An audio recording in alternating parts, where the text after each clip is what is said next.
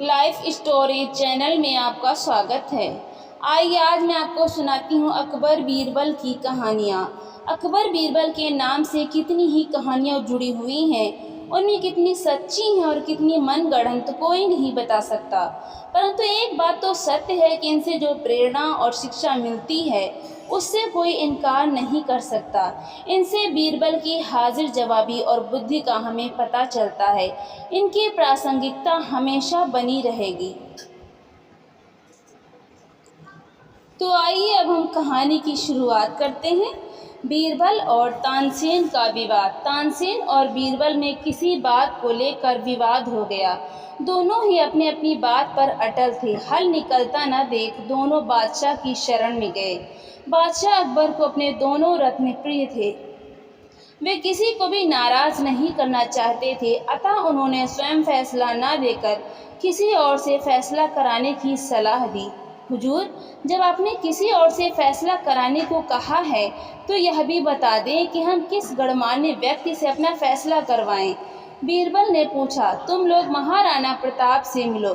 मुझे यकीन है कि वे इस मामले में तुम्हारी मदद ज़रूर करेंगी। बादशाह अकबर ने जवाब दिया। अकबर की सलाह पर तानसेन और बीरबल महाराणा प्रताप से मिले और अपना अपना पक्ष रखा। दोनों की बातें सुनकर महाराणा प्रताप को सोचने लगे। तभी तानसेन ने मधुर रागिनी सुनानी शुरू कर दी। महाराणा मदहोश होने लगे। जब बीरबल ने देखा कि तानसेन अपनी रागिनी से महाराणा को अपने पक्ष में कर रहा है तो उसे रहा न गया। तुरंत बोला, महाराणा जी, अब मैं आपको एक सच्ची बात बताने जा रहा हूँ। जब हम दोनों आपके पास आ रहे थे तो मैंने पुष्कर जी में जाकर प्रार्थना की थी कि मेरा पक्ष सही होगा तो 100 गाय दान करूँगा, और मियाँ तानसेन जी ने प्रार्थना यह मन्नत मांगी कि यदि वो सही होंगे तो 100 गायों की कुर्बानी देंगे।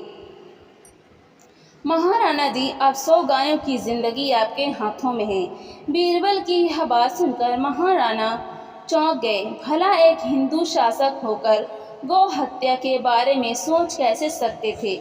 उन्होंने तुरंत बीरबल के पक्ष को सही बताया। जब बादशाह अकबर को यह बात पता चली तो वो बहुत हंसे। बीरबल कहाँ मिलेगा। एक दिन बीरबल बाग में टहलते हुए सुबह की ताज़ी हवा का आनंद ले रहा था कि अचानक एक आदमी उसके पास आकर बोला, क्या तुम मुझे बता सकते हो कि बीरबल कहाँ मिलेगा। बाग में। बीरबल बोला। वो आदमी थोड़ा शक पकाया लेकिन फिर संभल कर बोला, वो कहाँ रहता है।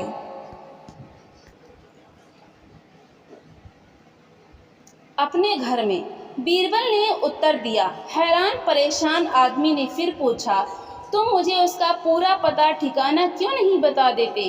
क्योंकि तुमने पूछा ही नहीं। बीरबल ने ऊंचे स्वर में कहा, क्या तुम नहीं जानते कि मैं क्या पूछना चाहता हूँ। उस आदमी ने फिर सवाल किया। नहीं, बीरबल का जवाब था। वो आदमी कुछ देर के लिए चुप हो गया। बीरबल का टहलना जारी था। उस आदमी ने सोचा कि मुझे इससे यह पूछना चाहिए कि हाँ, तुम बीरबल को जानते हो। वो फिर बीरबल के पास जा पहुंचा। बोला, बस मुझे केवल इतना बता दो कि क्या तुम बीरबल को जानते हो। हाँ, मैं जानता हूँ, जवाब मिला। तुम्हारा क्या नाम है, आदमी ने पूछा। बीरबल, बीरबल ने उत्तर दिया। अब वो आदमी भौंचक्का रह गया। वो बीरबल से इतनी देर से बीरबल का पता पूछ रहा था और बीरबल था कि बताने को तैयार नहीं हुआ कि वही बीरबल है। उसके लिए यह बेहद आश्चर्य की बात थी। तुम भी क्या आदमी हो, कहता हुआ वो कुछ नाराज सा लग रहा था। मैं तुमसे तुम्हारे ही बारे में पूछ रहा था और तुम न जाने क्या क्या उटपटांग बता रहे थे। बताओ, तुमने ऐसा क्यों किया। मैंने तुम्हारे सवालों का सीधा सीधा जवाब दिया था बस। अंततः वो आदमी भी बीरबल की बुद्धि की तीक्ष्णता देख मुस्कुराए बिना न रह सका। बीरबल की योग्यता। दरबार में बीरबल से जलने वालों की कमी नहीं थी। बादशाह अकबर का साला तो कई बार बीरबल से मात खाने के बाद भी बाज न आता था। बेगम का भाई होने के कारण अक्सर बेगम की ओर से भी बादशाह को दबाव सहना पड़ता था। ऐसे ही एक बार साले साहब स्वयं को बुद्धिमान बताते हुए दीवान पद की मांग करने लगे।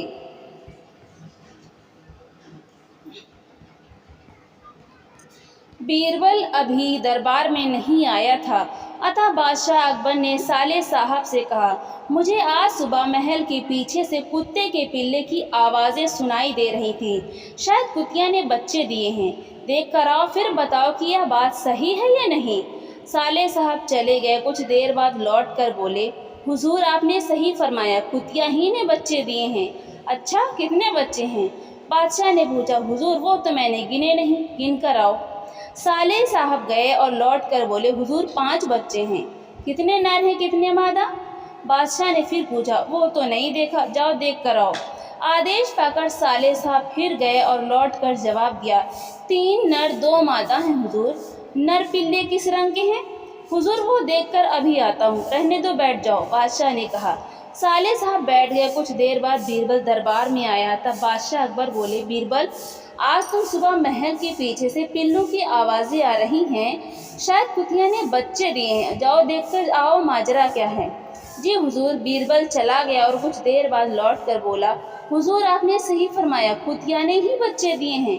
कितने बच्चे हैं? हुजूर 5 बच्चे हैं। कितने नर हैं, कितने मादा? हुजूर 3 नर हैं 2 मादा। नर किस रंग के हैं? 2 काले हैं, 1 बादामी है। ठीक है, बैठ जाओ। बादशाह अकबर ने अपने साले की ओर देखा। वो सिर झुकाए चुपचाप बैठा रहा। बादशाह ने उससे पूछा, क्यों, तुम अब क्या कहते हो? उससे कोई जवाब देते न बना। पैसे की थैली किसकी दरबार लगा हुआ था। बादशाह अकबर राजकाज देख रहे थे। तभी दरबार ने सूचना दी कि 2 व्यक्ति अपने झगड़े का निपटारा करवाने के लिए आना चाहते हैं। बादशाह ने दोनों को बुलवा लिया। दोनों दरबार में आ गए और बादशाह के सामने झुक कर खड़े हो गए। कहो, क्या समस्या है तुम्हारी? बादशाह ने पूछा। हुजूर मेरा नाम काशी है, मैं तेली हूँ और तेल बेचने का धंधा करता हूँ। और हुजूर यह कसाई है, इसने मेरी दुकान पर आकर तेल खरीदा और साथ में मेरे पैसों की भरी थैली भी ले गया। जब मैंने इसे पकड़ा और अपनी थैली मांगी तो यह उसे अपनी बताने लगा। हुजूर अब आप ही न्याय करें, जरूर न्याय होगा। अब तुम कहो, तुम्हें क्या कहना है? बादशाह ने कसाई से कहा, हुजूर मेरा नाम रमजान है और मैं कसाई हूँ।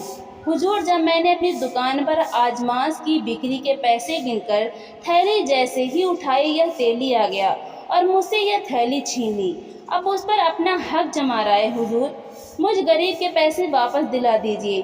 दोनों की बातें सुनकर बादशाह सोच में पड़ गए।